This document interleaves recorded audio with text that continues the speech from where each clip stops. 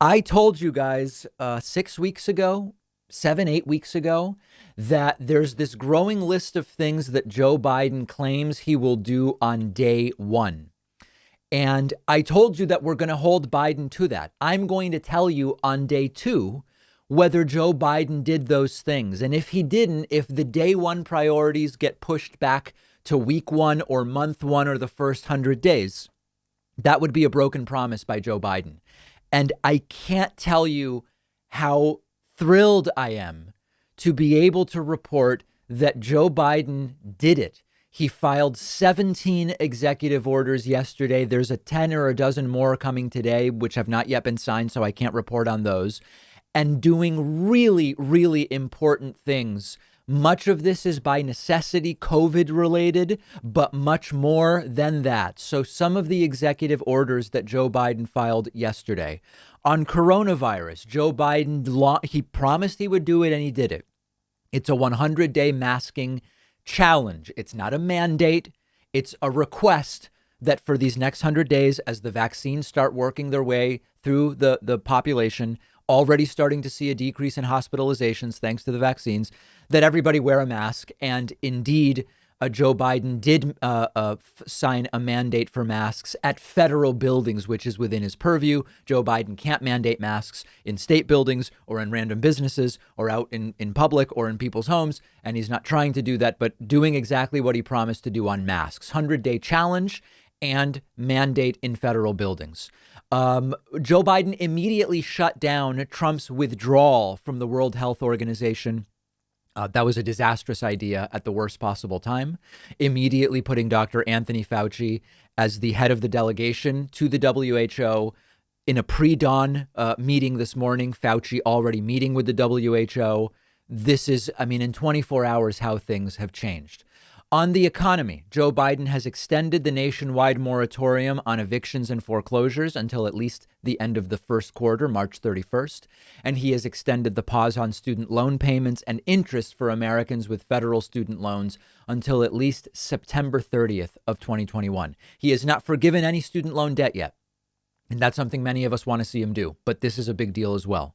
Joe Biden has rejoined the Paris Climate Accord, a process that will actually take close to 30 days, immediately reversing what Donald Trump did in bailing on the Paris Climate Accord, and also Joe Biden reversing Donald Trump's action by canceling the Keystone XL pipeline, period, canceled, and directing agencies to review and reject and reverse, rather, 100 Trump actions on the environment. I said this must be done.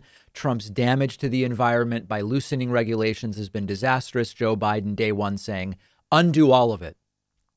Joe Biden rescinded the Trump administration's 1776 commission. This was that patriotic education nonsense that Donald Trump put in place. That's done. He also put in a executive order to prevent workplace discrimination on the basis of sexual orientation or gender identity.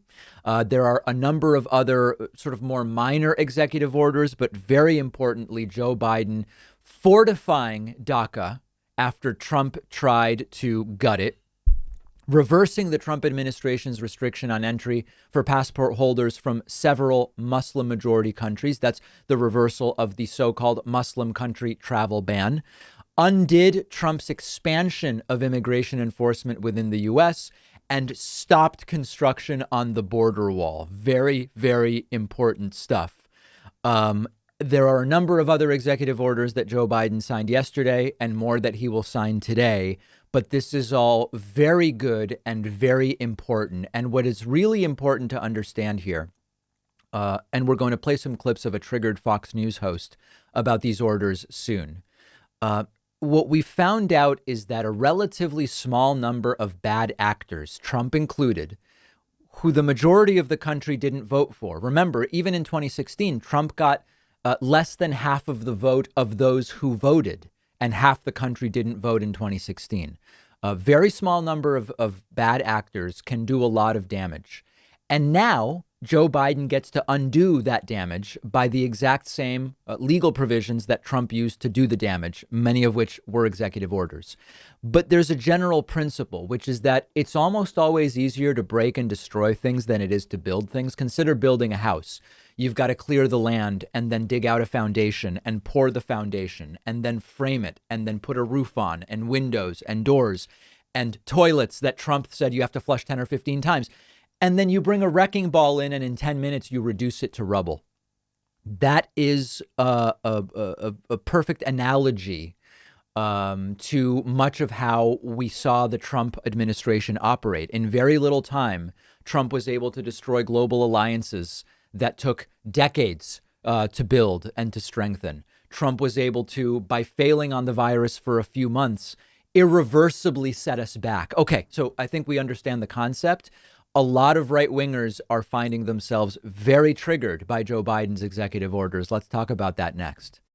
One of our sponsors today is Trivia Star, a free trivia game for mobile devices with over 60 different trivia categories, including things I know you would love, like geography, history, science, many other great topics, movies, sports, food. I've been having a bunch of fun with it because I, as the player, get to choose the category. So I'm only answering questions on topics I'm interested in.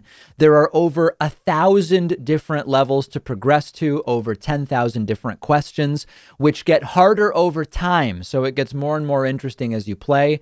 If you love trivia like I do, I remember the days pre-virus of going out to trivia at a bar, and you want a fun way to keep yourself sharp. Check it out. Really well-designed game, 4.9 star rating, and the #1 rated mobile trivia game in the world, and totally free. Download it in the Apple or Android app stores.